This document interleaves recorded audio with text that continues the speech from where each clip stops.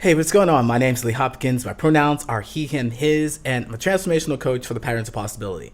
The Patterns of Possibility is all about helping you replace harmful patterns with new possibilities. In this video, I'm going to answer some questions that I found on the subreddit Friendship Advice. Now, I'm not a licensed counselor, I'm not a psychologist, but I am a transformational coach who helps people build genuine connections. So I'm going to use my expertise as well as my own experiences to help answer some of these questions. Are you ready? Let's go.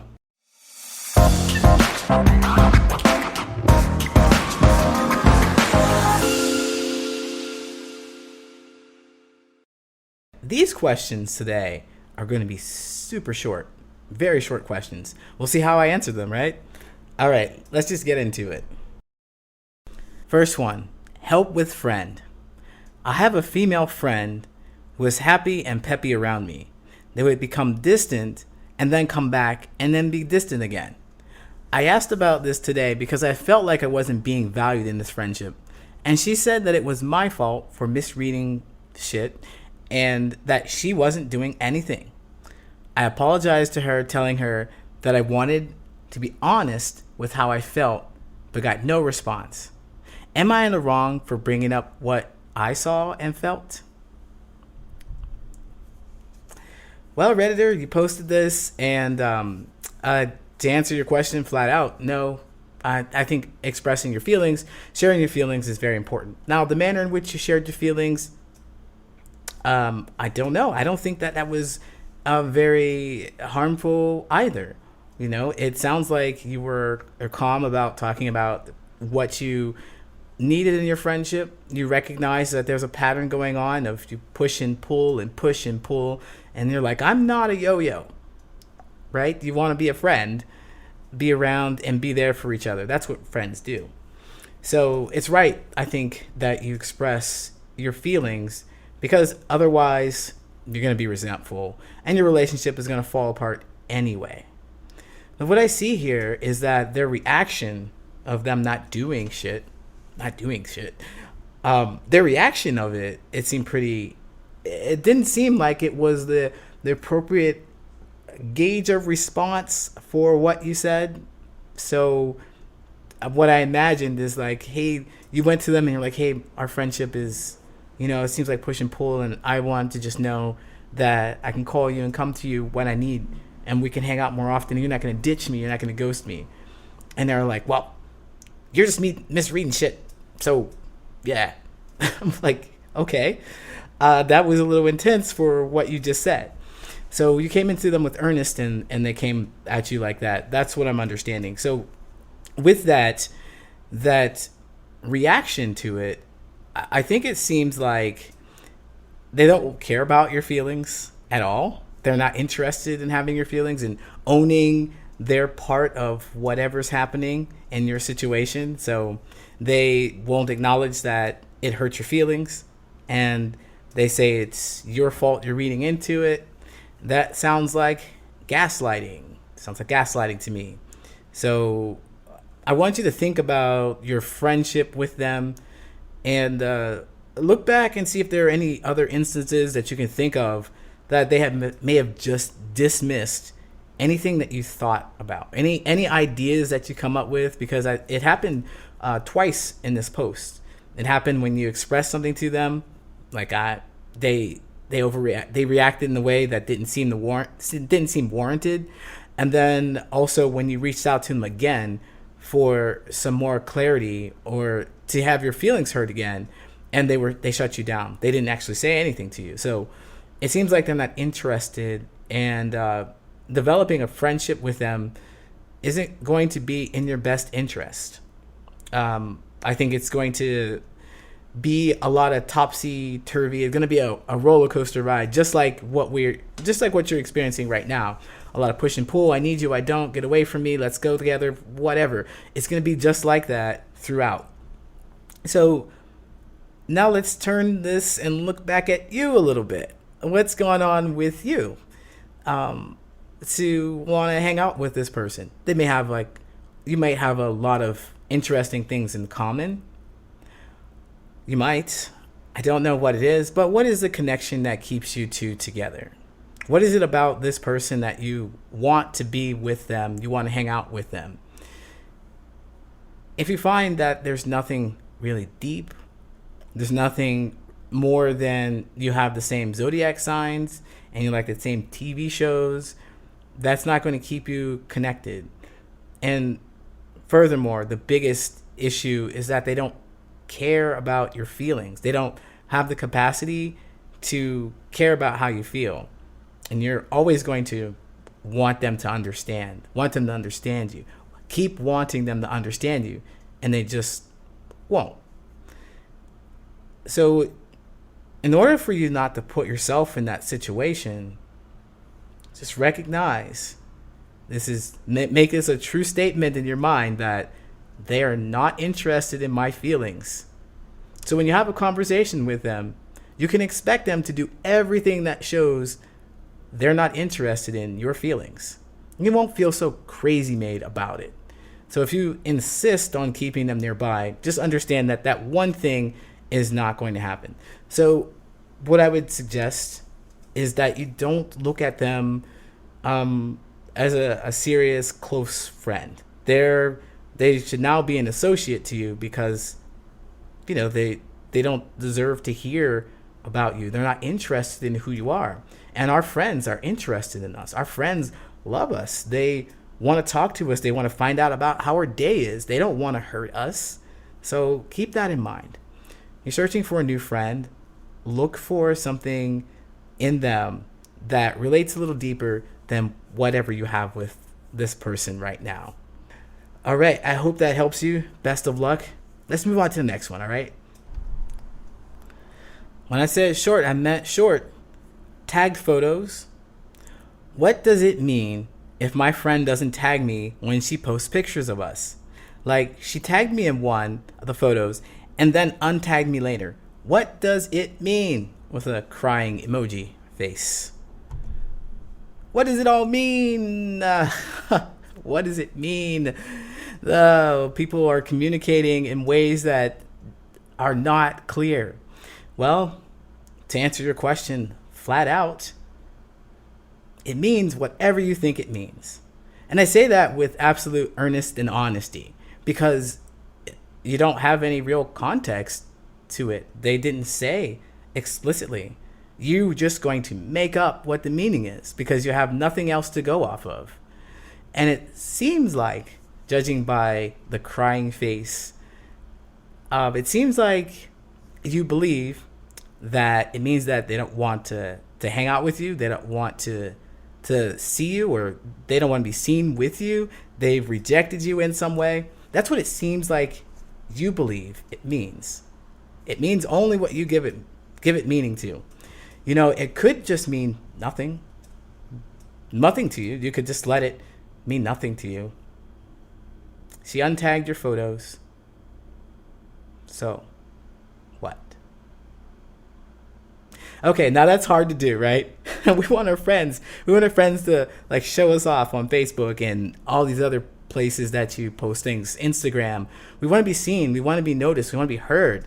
So to have someone just untag you, it feels like rejection. Of course. And of course it would. What does it mean? It feels like rejection. So let's look at the rejection that you feel about it. So this is your friend. I don't know how close you are, but this is your friend. You always want to express how you feel about what happened. And you want to get some clarity about, the situation. Because if you don't have any idea what they were doing, or if you don't talk to them and get more information, you get to imagine the worst possible scenarios. And your mind will do that for you. It'll be the worst possible scenarios out there. So get grounded by talking to them. So you want to ask them about that. And you felt like you were rejected. Make sure you tell them that you felt like you were rejected because they untagged you. And, so one thing I want to know is, does your friend always tag people in photos? They just not tagging you? Is that a thing? I know that when I post pictures, I don't tag anybody. People can tag themselves, but I don't care to do it. So is it a habit that you're being singled out? That's worth looking at. That's worth considering. So what you want to do is make sure you talk to them about how you feel about what happened. You're just always going to share your feelings about the situation. You feel rejected and confused, and you wonder if it's something that has hurt your relationship. Is there something that you need to know about what happened about that? Is it some passive aggressive thing? You want to know what's going on behind the scenes. So I recommend that you share your feelings with them and let them explain, or let them talk, and see what they will share with you. Make sure to find out more information before you go flying off the handle, or thinking too much into it. All right, let's move on to the next one. My friend just separated. What to do to make her happy?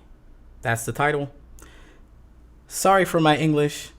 I'm sad for her. I want to make her happy. That's it. That's everything.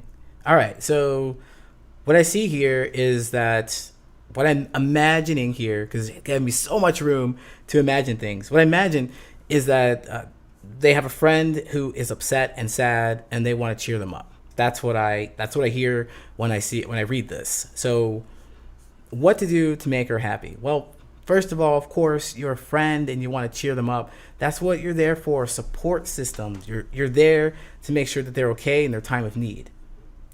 Good friend. Good on you, man. But I want to say, though, is cheering her up isn't the way to go. It's not the way to go with this. You want to let your friend have their feelings. So you may be uncomfortable with the fact that they're sad, the fact that they're hurt. Believe me, they're probably uncomfortable with it too. And the best thing that you can do as a friend is to be with them.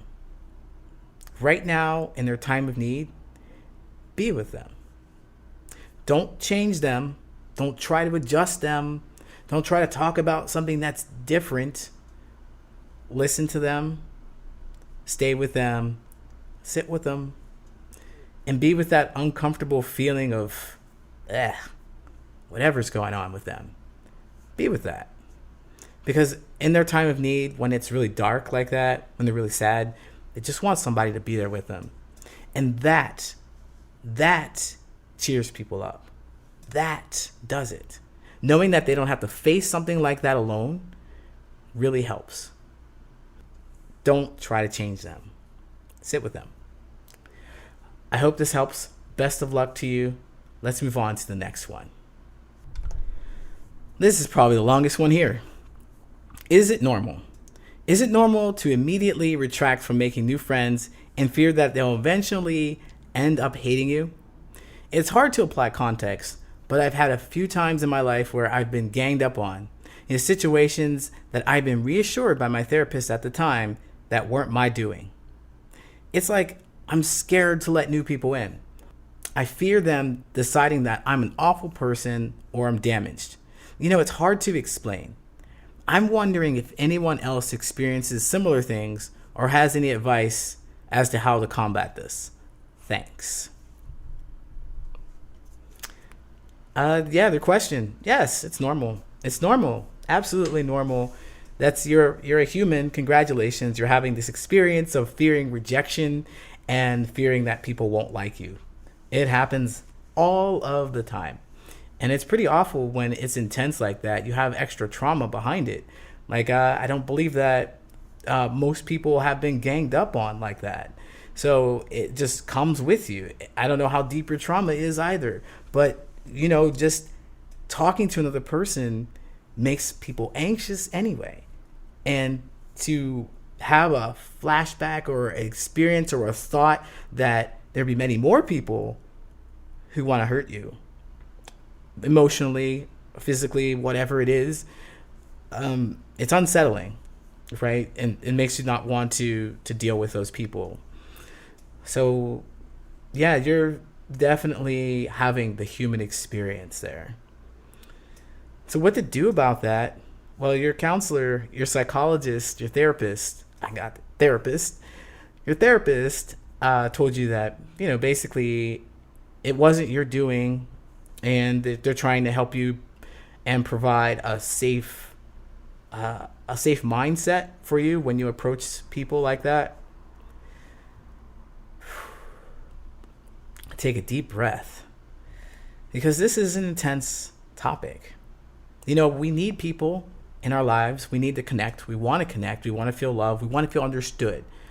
And if we can't get close to a person because of our anxiety, because of past issues, then we have loneliness. And then there's another layer of issues to deal with. There's the depression that comes along with it. So this is very serious, and good on you for having a therapist, because I'm not not counselor licensed, nothing. No.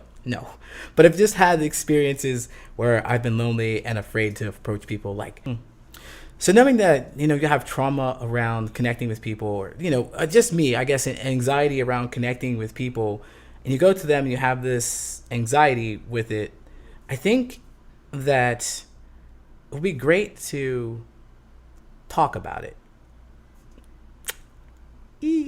I said it. Talk about it. Talk about it.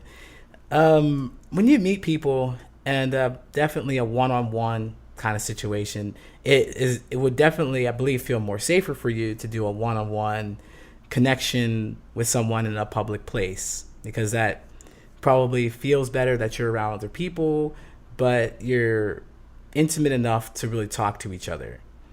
So when you get in that situation, you definitely want to talk about your anxiety. Why? Well, because it's a huge part of your life. It's huge. It's going to affect that relationship that you have right there. So why not talk about it? Talk about it and see how it works out with them. Now, you may find some people just say well, too bad for you with anxiety. I don't have that. I'm not going to hang out with you. Good. Fine. Go. Bye. We don't need you. Okay? That's the kind of attitude that you have for those people, because this is you. This is an important part of your life. And the friend that comes into your life is going to resonate with that. They're going to support you on that. They're going to step back and say, hey, I understand. Right? That's what we're looking for in our friends. So when you're connecting with people, figure out how to talk about your trauma, but don't go deep into it. They're not your therapist. You don't want to share exactly what happened and how much pain it has caused you and go on a monologue about poor you. You don't want to do that. You just want to let them know that this is something that happens in your life, and this is how it affects you and your relationship with them. So, I think your conversation would be something like, hey, I've had so much anxiety in the past before, so if I do weird anxiety stuff when I'm being anxious, I just want to let you know that it has really nothing to do with you. I'm just being anxious. So there it is. And see what happens. Like I said, if they can't handle it, show them a door. Bye. Right? Well, I hope this helps. Best of luck to you. Let's move on to the next one. This is the last one. How does an introvert hang out with his extrovert friends? I'm the only introvert in my group of friends who are all extroverts. They were friends for a long time, but recently added me. I'm the only person who joined them since they started the group. So I'm an introvert. They know that and try to respect my personal space, but I want to be more open and be a better friend and not just laughing during a joke or keeping lulls. Can you guys give me some advice for that? Well, thank you for writing your question in, introvert. Appreciate that. It's very brave of you to hang out with some extroverts, because from what I understand, it's draining to be around regular people. But for introverts, it's draining to be around regular people, but you're around extroverts who are exuding so much energy, it's overwhelming. Boom, boom, boom, boom, bam. Oh my goodness. Well, it's got to be tough for you. And you want to get into action. You feel like you're missing out on something. And, they've been connected for a while, so they know each other, and you're feeling like you're an outsider. Not only because you're an introvert, but also because you don't know each other that well. Maybe you're thinking if you were an extrovert and you join them, then you would click easily. That might be the case.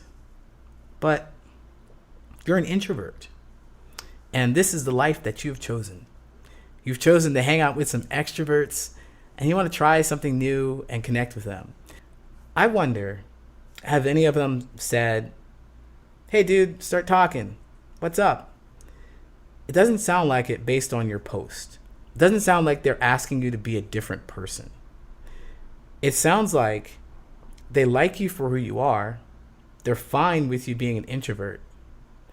And they want to just play the game with you. They don't mind that you chime in every once in a while. It doesn't seem like it. It seems like you have the issue of feeling like you've been rejected when you've already been accepted for who you are. I want you to recognize that they may not be the closest of friends to you.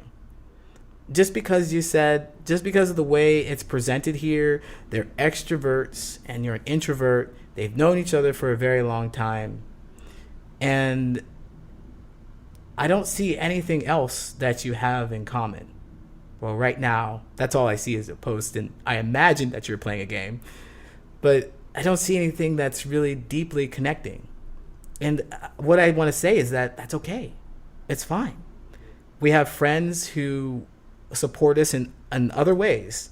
You have a best friend you can tell everything to. You have your buddies you play games with. You have other people that you can count on to help you move.